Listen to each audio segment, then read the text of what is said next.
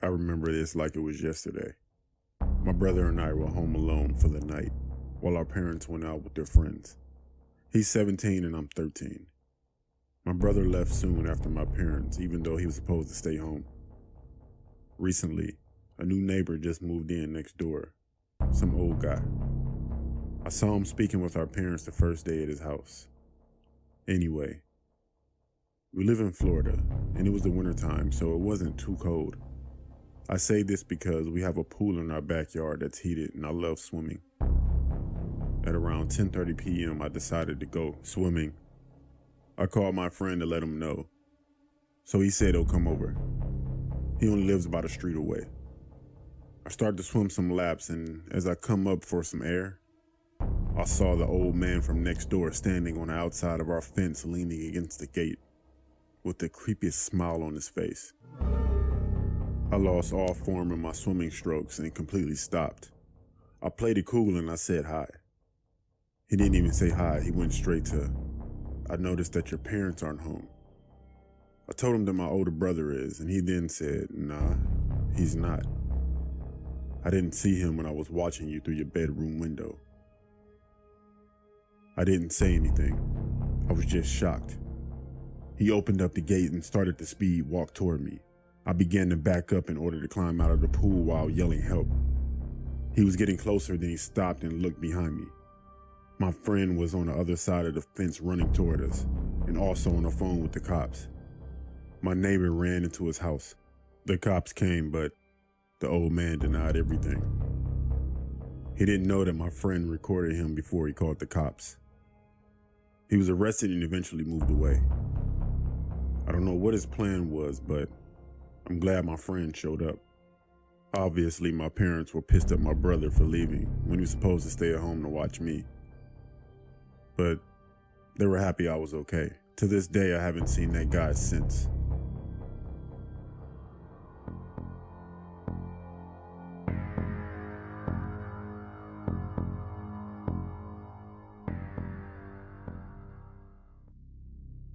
While in college, I love finding snakes.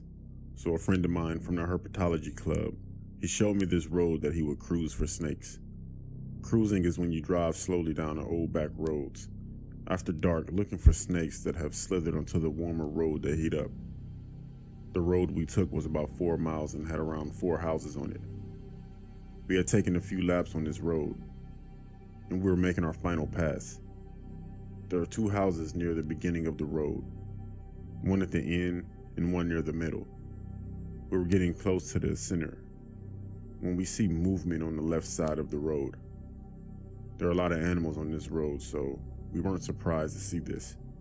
However, what shoots out is this kid, probably around 8 or 9, torn blue jeans and a ripped dark t-shirt. He takes one look at us. In his face is a mix of fear and pain. He looked back really quick from where he had come out of, then booked it across the road. The guy I'm with, he gets out of the car chasing to see if he's all right, and I pull the car up to the point where the boy went into the woods. I'm starting to get out of the car when my friend walks back quickly, and he just says, "Let's go now." We hop in the car and tear out of there. He says there's a graveyard about 10 yards into the woods where the boy had ran, and it was 5 gravestones with the same death date. They all had the same last name, and one was a boy who was 9. We never came back for the rest of the summer to that road. We usually would go out once or twice a week, but not anymore.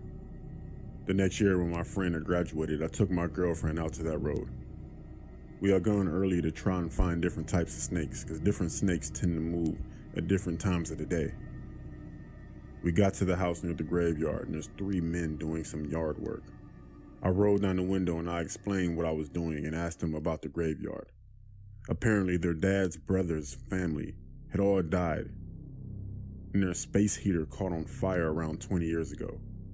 I kept pushing and asking them about it, and they told me the firemen or whoever does it have found all the bodies in the rubble except for the youngest son, but they assumed he was too far burned. I asked if they had a little brother, and the 6'4", 250-pound man said he was the youngest. When I gave the description of the kid I saw, they all went white. They all have, individually seen the kid I was talking about. And he always runs into the gravesite. I have never been on that road again. Honestly, I have no plans on going back. I'm not too fond of the paranormal.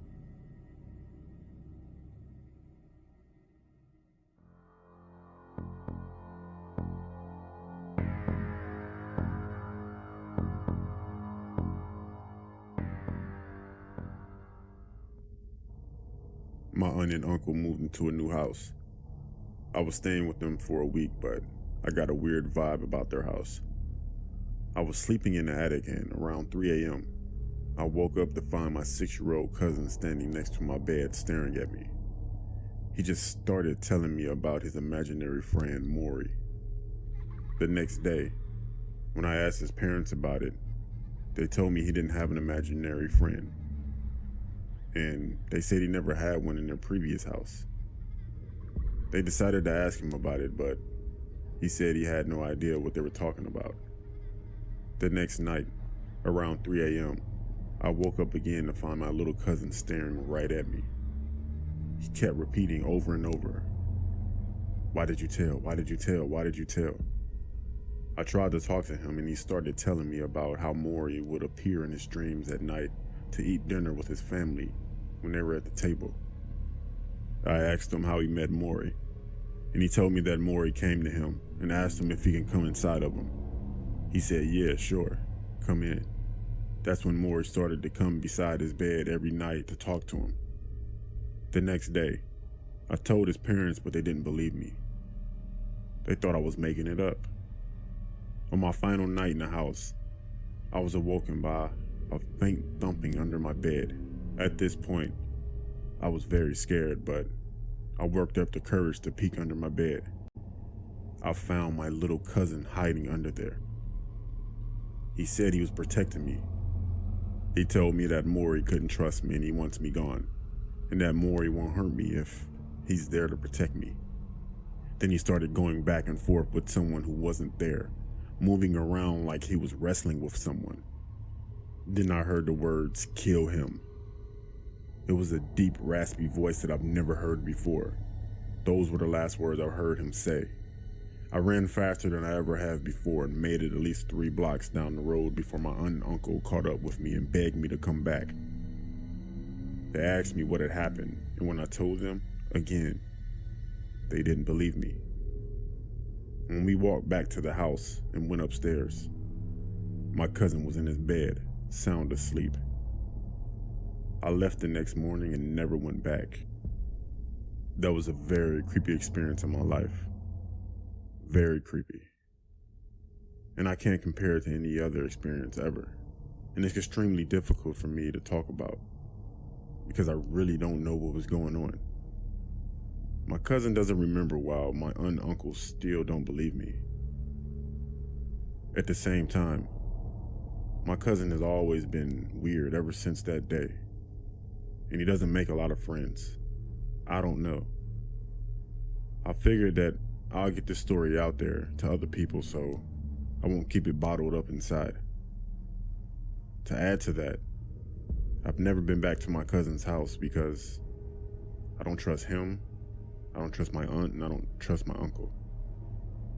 Something's up with that family, and it isn't something good. Just be careful of the company you keep.